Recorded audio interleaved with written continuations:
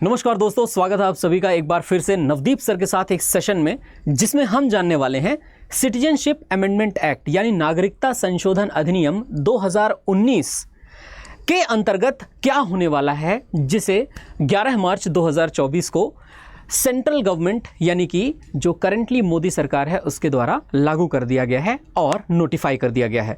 दोस्तों, इसको बेसिक से जानने की कोशिश करेंगे, समझने की कोशिश करेंगे कि क्या क्या बदलने वाला है, किसकी नागरिकता जाएगी, किसको नागरिकता मिलेगी और क्या ये भारतीय मुसलमानों की नागरिकता लेने वाला है।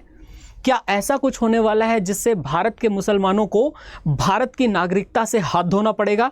तो इन सभी चीज़ों के जवाब हम लोग आज के इस सेशन में जानने वाले हैं। बहरहाल, केंद्र सरकार ने एक बड़ा फैसला लेते हुए लोकसभा चुनाव 2024 के पहले अंततः सिटीजनशिप अमेंडमेंट एक्ट को लागू कर दिया है। और ये सिटीजनशिप अमेंडमेंट एक्ट वैसे तो 2019 में ही राष्ट्रपति की मंजूरी के बाद पास हो गया था, लेकिन इसे लागू किया गया 2024 में। शायद कोविड की वजह से इसे उस समय पर लागू न किया जा सका, परंतु अब यह पूरी तरह से लागू हो सका है।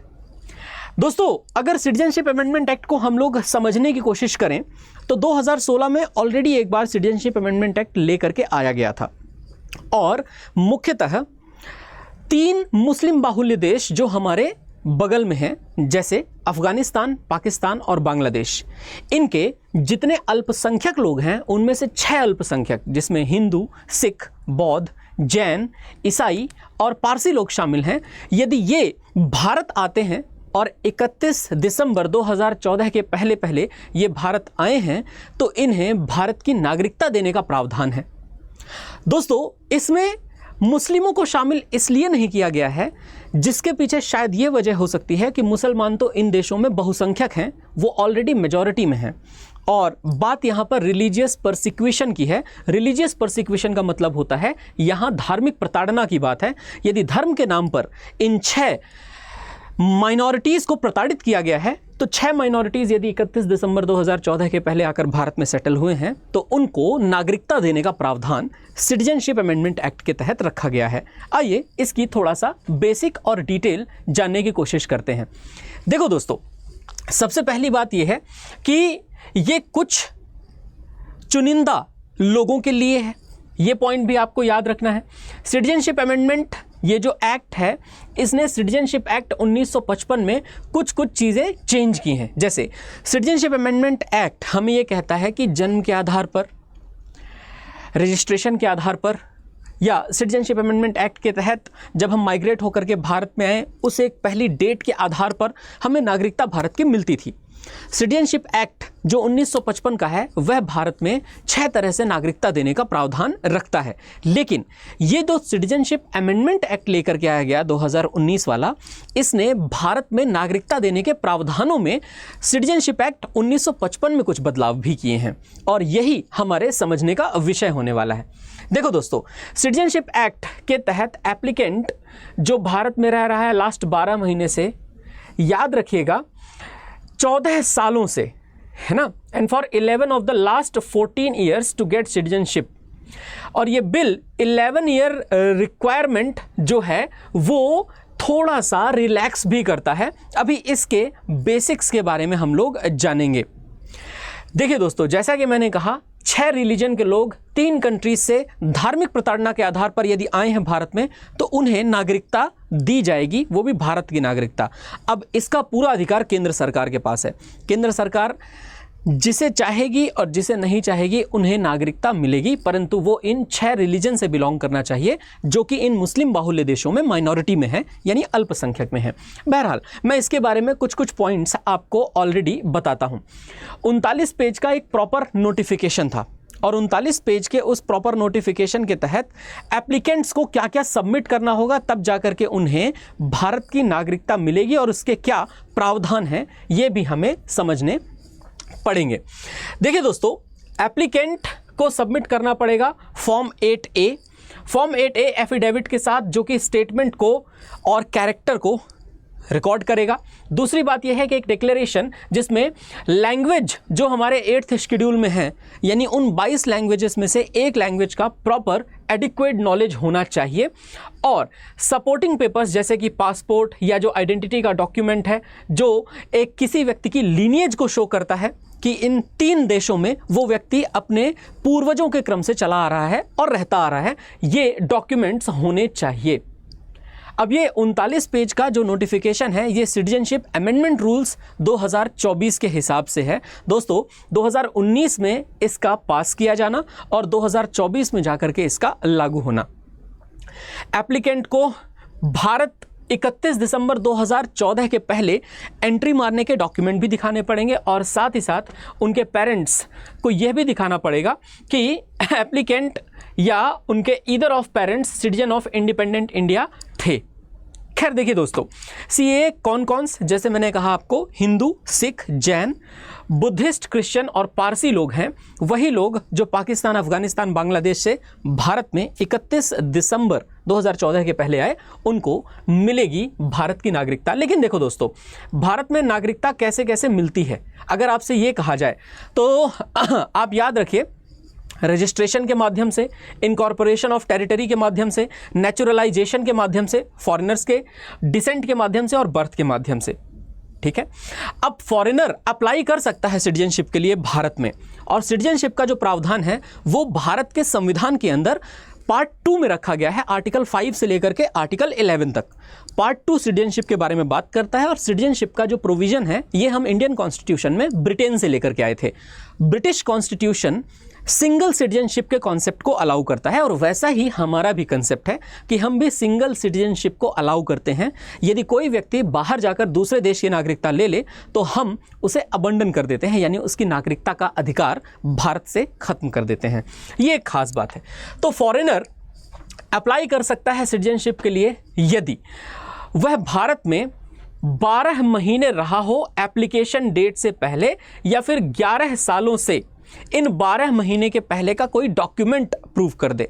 यानी अगर कोई 31 दिसंबर 2014 को भारत में आया है तो 31 दिसंबर 2014 के पहले वह 12 महीने से भारत में रह रहा है, या उसके पास ऐसा डॉक्यूमेंट हो जो ये प्रूव करता हो कि वो पिछले 11 वर्षों से भी भारत में ही रह रहा है। उसके पास राशन कार्ड हो सकता है, उसके पास वोटर आईडी हो सकता है, उसके पास कोई भी ऐसा डॉक्यूमेंट हो सकता है जो उसके बच्चों की स्कूलिंग से रिलेटेड हो सकता है, एनीथिंग जो प्रूव करता हो। ठीक है, यानी कि कुल मिलाकर के आप ये समझिए कि 12 साल टोटल किसी व्यक्ति को भारत में रहना होगा 31 दिसंबर 2014 तक इन 3 देशों से आए हुए लोगों में से, और वह 12 वर्ष अगर रह गया है तो भारत की नागरिकता मिलने का प्रावधान है ज़रूर। लेकिन अब देखो दोस्तों, 2 नॉर्म्स हैं जो प्रपोज किए गए हैं अमेंडमेंट के तहत, यानी सिटीजनशिप अमेंडमेंट एक्ट के तहत जो नॉर्म्स सरल किए गए हैं वो क्या हैं। तो देखिए, की अमेंडमेंट जो प्रपोज किए गए हैं हिंदू, बुद्धिस्ट, जैन, क्रिश्चियन, सिख और पारसियों के लिए जो अफगानिस्तान, बांग्लादेश और पाकिस्तान से आएंगे, पीरियड ऑफ रेसिडेंस 12 साल एक व्यक्ति को रहना चाहिए, तब वो नागरिकता के लिए अप्लाई कर सकता है। इस चीज़ को रिड्यूस करके 7 ईयर्स किया गया है सिटीजनशिप के लिए। और दूसरा, even if they entered India without valid documents they won't be treated as illegal immigrants. उनको इलीगल इमिग्रेंट के रूप में नहीं, बल्कि उनसे ये जानकारी ली जाएगी कि क्या आप वास्तविकता में उस देश के निवासी रहे हैं या नहीं रहे हैं। यानी कुल मिलाकर के ये जो जर्नी है, इस जर्नी को आप कुछ ऐसे देख सकते हो, और इस जर्नी को मैं आपके सामने थोड़ा सा रखना भी चाहूँगा। भारत को सिटीजनशिप अमेंडमेंट एक्ट की वास्तव में क्या ज़रूरत है या नहीं है, तो एक बार आप फटाफट से देख सकते हैं। यूनिसेफ यानी कि यूनाइटेड नेशंस चिल्ड्रंस फंड जो होता है, उनकी माइग्रेशन प्रोफाइल्स अगर भारत की देखी जाए तो 2013 तक बांग्लादेश से लगभग 32,30,025, पाकिस्तान से 11,26,796, नेपाल से 5,53,050, श्रीलंका से लगभग 1,58,083 और म्यांमार से 51,529 माइग्रेंट्स भारत में आए हैं। और ये 2013 तक का डेटा है दोस्तों। अगर आप देखें, जो इंटरनेशनल माइग्रेंट्स भारत में आए हैं वो 2000 में 6,411 प्रति वर्ष और 2019 में 5,154 प्रति वर्ष का जो कंसेप्ट है वो यहाँ पर अप्लाई होता है। और देखो दोस्तों, मैं आपको एक बात क्लियर कर देना चाहता हूँ, 1955 में सिटीजनशिप एक्ट लागू हुआ था और उसके बाद इसमें बहुत सारे परिवर्तन भी हुए हैं। सिटीजनशिप अमेंडमेंट 2003 में भी हुआ है, 2005 में भी हुआ है। हमने नागरिकता दी है उन लोगों को भी जो भारतीय मूल के नागरिक हैं, बाहर रहते हैं, पर्सन ऑफ इंडियन ऑरिजिन कहलाते हैं, उन्हें भी। पर सिटीजनशिप अमेंडमेंट बिल ये लोकसभा में 19 जुलाई 2016 को पेश किया गया, बाद में 2019 में पेश किया गया, लोकसभा ने पास किया, राज्यसभा ने पास किया, प्रेसिडेंट ने अप्रूव कर दिया था इसे 2019 में ही। अब देखिए दोस्तों, यहाँ पे कुछ बातें हैं जो आपको बहुत अच्छे से जाननी चाहिए और उन कुछ बातों में क्या है तो वो आप याद रखिएगा। पहली बात यह है कि जो भारतीय लोग हैं उन्हें कोई नुकसान नहीं है, यानी भारत में रहने वाले जो मुसलमान हैं, भारत में रहने वाले जो हिंदू हैं, उनके बारे में किसी भी तरह से ये एक्ट बातें नहीं करता है। इस एक्ट को कोई लेना देना नहीं है भारत में रहने वाले किसी भी नागरिक से, चाहे वो किसी भी धर्म से बिलोंग करते हों। दूसरी बात ये भी याद रखिएगा, सीएए मुस्लिमों के बिल्कुल अगेंस्ट नहीं है। सीएए को कोई मतलब नहीं है भारतीय मुसलमानों से। बहरहाल जो इन देशों से इल्लीगल मुसलमान आएंगे, अफगानिस्तान, बांग्लादेश और म्यांमार, अफगानिस्तान, बांग्लादेश और पाकिस्तान से इनके इल्लीगल जो माइग्रेंट्स आ रहे हैं, वो इल्लीगल माइग्रेंट्स अगर बहुसंख्यक समुदाय से हैं यहाँ के, तो उन पर एक्शंस लिए जाएंगे। बाकी को तो जांच पड़ताल करने के बाद भारत की नागरिकता देने की बात की जाएगी। और सीए प्रोविजंस उन रेफ्यूजीज़ के लिए एप्लीकेटेड हैं जो 31 दिसंबर 2014 तक भारत में आए हैं और उनका रिलीजियस परसिक्यूशन हुआ है। तो ये मेरे ख्याल से आप सभी लोगों को प्रॉपरली क्लियर हो गया। और एक बात और है, CA will violate the provisions of article 371। अभी हाल ही में बात चल रही थी कि लद्दाख में भी क्या आर्टिकल 371 लागू होगा। बहरहाल उसके बारे में तो चर्चा करेंगे, लेकिन no provision of article 371 would be violated, ये प्रेस इंफॉर्मेशन ब्यूरो ने अपनी तरफ से कहा है। Linguistic, cultural and social identity of people of north east would be preserved. जो भी हमारे नॉर्थ ईस्ट के लोग हैं, जैसे आर्टिकल 370 जम्मू एवं कश्मीर के लिए था, आर्टिकल 371 भारत के पूर्वोत्तर राज्यों के लिए बनाया गया था, और उनमें किसी भी व्यक्ति के किसी भी कल्चरल, लिंग्विस्टिक या सोशल आइडेंटिटी को कुछ भी नुकसान नहीं पहुंचेगा सीए के तहत। दूसरी बात यह भी है कि जो प्रोविजन है सिटीजनशिप अमेंडमेंट एक्ट के तहत, वो प्रोविजन ये कहता है कि ये ट्राइबल एरिया जो है नॉर्थ ईस्ट के, उन पर अप्लाई हो जाएगा। और ऑनेस्टली बताऊं, ट्राइबल एरिया को कोई मतलब नहीं है। मतलब जो भी हमारे भारत के निवासी हैं, उन भारत के निवासियों का सीएए से कोई लेना देना नहीं है, जहां तक मैंने इन 33 पेजेस को पढ़ा है और प्रॉपरली जाना है। फिलहाल यहाँ पर ज़रूर एक बात है कि सरकार अपनी तरफ से कह रही है कि सीएए को हमने प्रॉमिस किया था और सीएए को हमने अंततः लागू कर दिया है। तो 11 मार्च 2024 से सीएए लागू है। और आपको कैसा लगा वीडियो बताइएगा ज़रूर कमेंट सेक्शन में। दोस्तों एक बात और बता देता हूँ आपको, ध्यान रखना है आप सभी को कि अगर आप लोग तैयारी कर रहे हैं किसी भी गवर्नमेंट जॉब की, तो आप जब भी हमारे पेड कोर्सेज में एनरोल करें, उसके लिए एक कूपन कोड का इस्तेमाल करें, वो है Y263 किसी भी बैच को परचेज करने के लिए, और Y263S किसी भी बुक या टेस्ट सीरीज़ को परचेज करने के लिए। मैं आपको एक क्वेश्चन के साथ यहाँ पर छोड़ जाता हूँ, यूनाइटेड नेशंस एनवायरनमेंट प्रोग्राम का मुख्यालय कहाँ पर है? ये आपके लिए एक बहुत ही बढ़िया क्वेश्चन है।